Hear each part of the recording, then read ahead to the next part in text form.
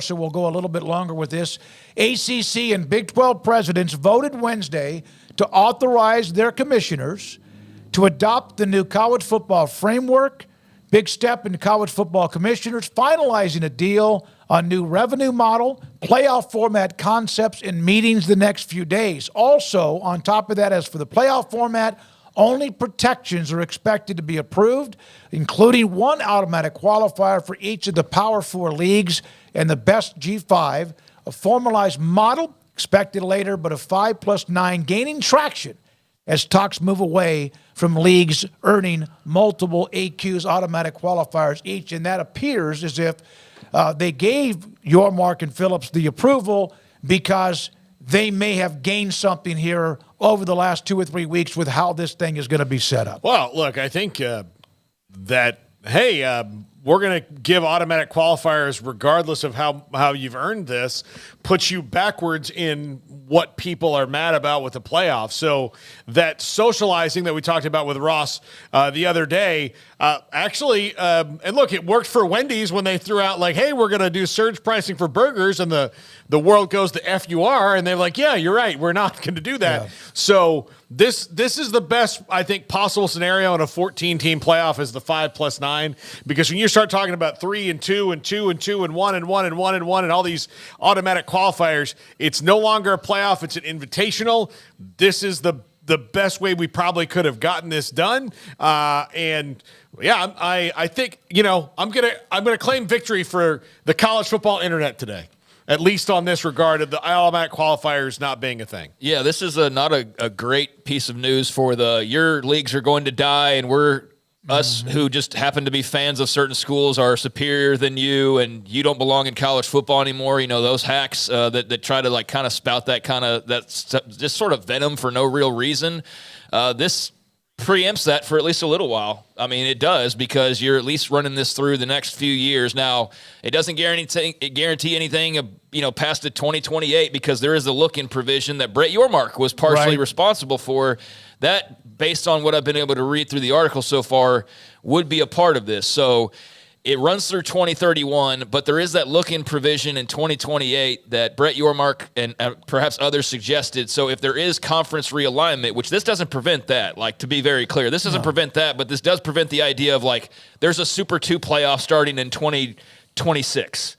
That can't happen based on this. Mm-hmm. So that is good news for Iowa State fan, Baylor fan, Oregon State fan, whoever else that's not a part of the same couple of leagues. But there is a lot to unpack here just in terms of sort of the details, which are still not quite finalized as far as automatic qualifiers. Really, the main thing that I took away from Ross's article is there was that sense of urgency, but the money is more important to agree upon than the actual format. And so they're getting the money part. Yeah, which he switched gears on that earlier this week. Yeah. Yes, and so they're taking care of the money part, and it looks like the SEC and the Big Ten will, in fact, make double. But I don't want to lose my train of thought here, because there is a lot to unpack from the model in that. But the listener that sent us all the questions that we haven't got to yet. CFB Plus. Appreciate you and your questions, and I think we'll unpack those over the coming days. But one of the questions that was proposed by CFB Plus, who go follow them if you haven't already, was how much, when do you reach a point where so much money it doesn't even matter that you're making $70 million more if you were already making, is there a difference in you were already making $40 million more, but now you're making $70 million more? Does that drastically change anything? Or was the gap already so wide that you've pretty much got the advantage that you're going to have, and adding another 30 million or 20 or 10 or whatever is not going to significantly alter what it already is? What do you think about that? I think that's a fair point in that, okay, you can only buy so many players and so many things. You only have 85 scholarships. And you're also setting the market, too, in some ways. You're setting the market. And then you also have 33 other teams that have the same amount of money that you do. At least, alumni and power brokers and all that stuff outside of it. But the money that you get as a check from the TV companies and all that is the same. Ohio State and Rutgers make the same. They get the same check every year, right? That's not different. So when you have all those other 33 teams in those two power leagues with that same kind of financial advantage, I mean, it's still probably going to work itself out that same way. But at some point, you can buy all the players you want, but guys are going to have to play to go to the NFL. So, I mean, if you want to go take a massive check to be a third-string running back at Ohio State just simply for the NIL money versus taking a little bit less or a lot less to go play and actually play. That'll be the guy that ends up at 3 schools. At Oklahoma. Yeah. But I'm just saying, though, like, is your dream to go to the NFL? Is your dream to retire when you're in college? And there's only so much money to go around. So I just thought that was a really interesting point because I know I'm one of many who obsess over the money difference and just like, how do you make up for that? But it's like the players have to go play somewhere. There's not, I mean, I know there's talk about opening up rosters, but the goal is to play. So eventually you can get all the NIL money in the world, but you're not doing yourself any favors other than, I guess, just setting yourself up, financially if you're still riding the bench in Columbus versus getting, the Ollie Gordon treatment in Stillwater, and maybe that's not the best example, but that's kind of what he or she put in my head as far as playing in that seat of, when does the money difference become so substantial that it doesn't even matter how much more they're making after a certain point. So that's just something worth chewing on when it comes to the revenue split, which is going to be what it was initially. So Matt Brown will come in at 4:15 and give us maybe his thoughts on the latest. Barry Crawford, so 5 + 9 gives what? First round bye to top 2? No. It appears that the first round bye was out there and like immediately, what?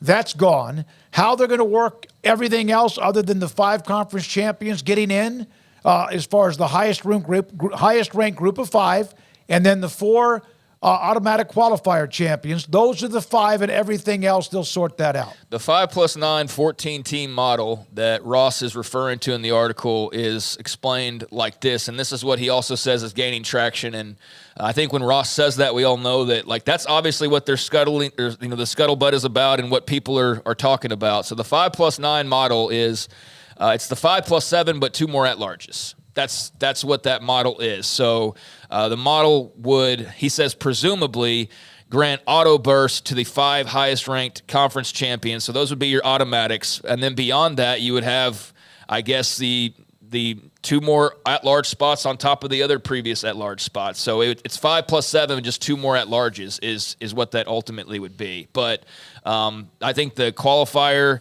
part of it, he says there still exists the possibility of multiple automatic qualifiers for individual leagues. So that is the part that I think got the most pushback, was the SEC and the Big Ten get like 4 automatically, or whatever. What was it, 3 or 4?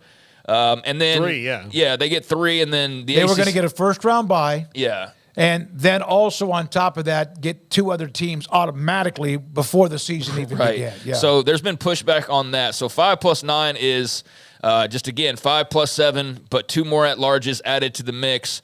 But with the auto qualifiers, he did say that the initially proposed auto qualifiers that got everybody in a tizzy, that has lost traction. He said that before, but he just reiterated that here. But there's still multiple qualifying models that are apparently being worked on, and there's various ways that could go still. But again, they were worried about the money before the format, and this ties up the money part, so now they can't actually focus all their efforts on the format, and I'd imagine hear a lot more about that moving forward. We don't, at least, and Ross has a lot of information in his article, and I'll put the whole thing up in the chat room too, but we don't yet know exactly the breakdown on did the Big Ten and the SEC, because of maybe some give and take, do they get even more of the money?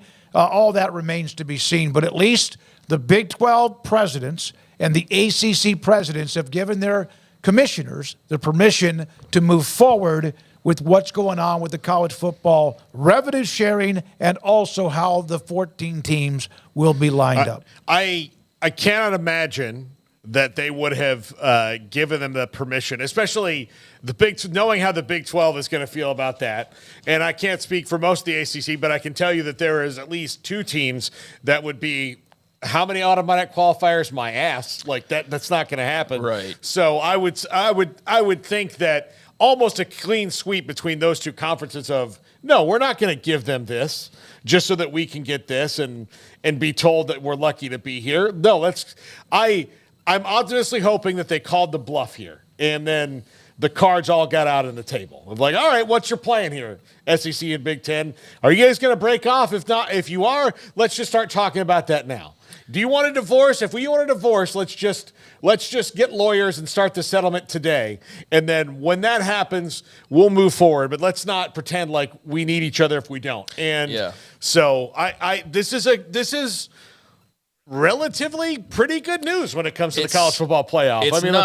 It's not like, hey, you can breathe easy for the next decade and not have to worry about your teams whatsoever if you're not in the SEC or the Big Ten. It's certainly not that. So the whole idea of a super league and a break off and whatever other phrase you want to use to talk about that, that's still something that's going to be, I would think, discussed and speculated on and all of those types of things, because this isn't long-term enough to completely debunk that. And again, that look-in provision in 2028, that's only 4 years from now, guys. Yeah. That's only 4 years. Now, this runs through 2031, but if Florida State moves or Clemson moves or whatever, in 4 years, they can look in and change all of this. But 4 years is certainly a lot longer than what you thought it could be the way it was going, where it felt like, hey, in the next couple of years, this thing could break off entirely. So maybe that's still where we end up eventually, based on what happens with legal cases and the government influence on all of this, and whether or not they step in certain ways or not. But in terms of at least knowing for the next 4 years, if not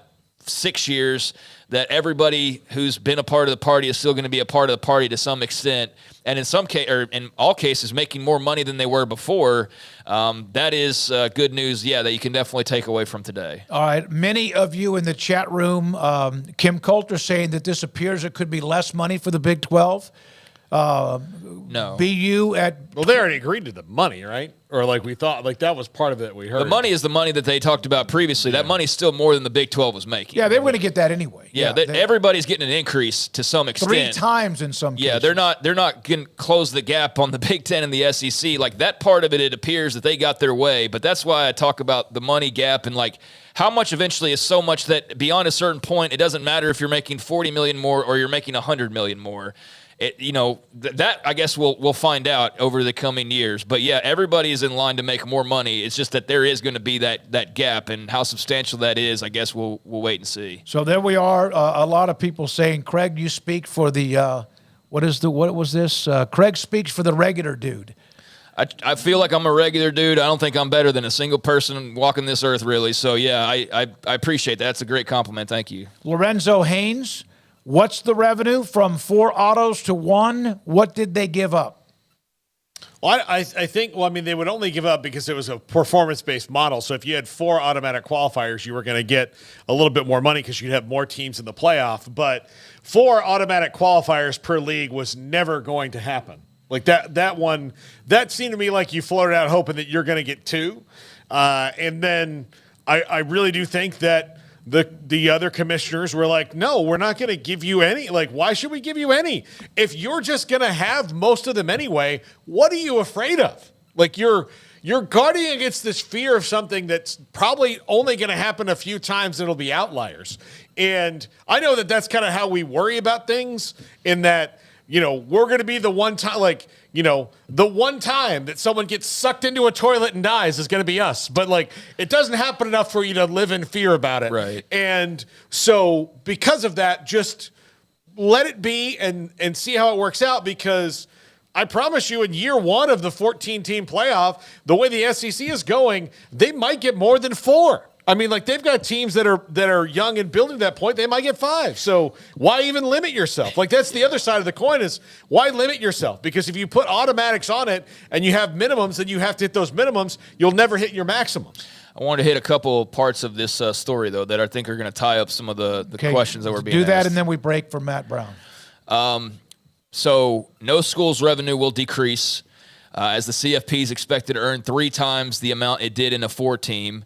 The SEC Big Ten will see their distribution triple, if not quadruple, in the low $20 million per school. Big 12 and ACC set to see a double of their previous amounts. Notre Dame receive its own annual distribution that is also expected to increase significantly from its current distribution. So nearly 4 times more. And again, that's the money gap question of how much does that truly matter after a certain point. But that should answer, everybody is looking at bare minimum making what you were, but looking more like Big 12, ACC making double, Notre Dame maybe adding a little bit, so on and so forth. But this was the other interesting part. According to the latest proposal, there's not expected to be a participation distribution concept. So what we're talking about with the at-larges.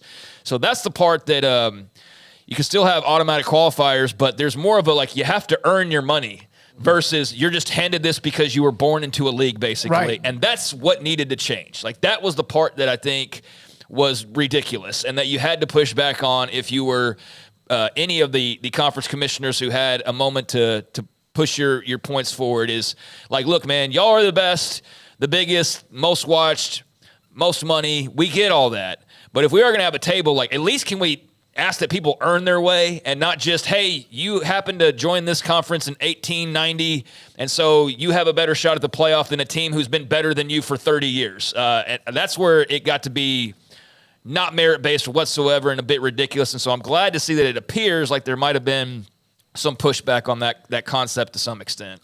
From Sargon of Akkad, I hope I got that right. Big 12 and ACC got screwed. They should have held firm on the equal revenue sharing. The gap between the SEC, Big 10, and the rest will become insurmountable. We just said there was equal revenue sharing, though.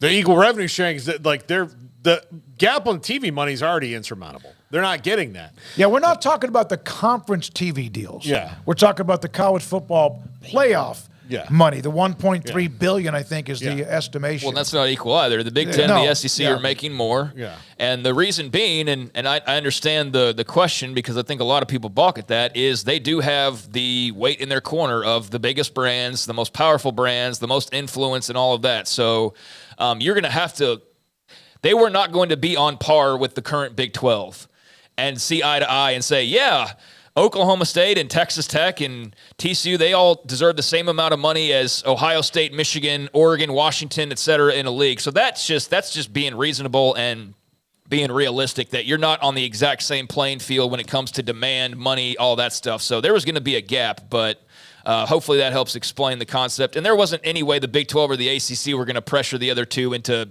agreeing to equal revenue sharing, cut four ways. Just but they no were going way. to give them, oh, yeah, you want that? Yes. You want Well, that? they were Yes. giving us You want something. that? Yeah, Yes. yeah. There has to be some give and take. Matt Right. Brown, Extra Points, will join us next. That's a hell of a deal. And the story.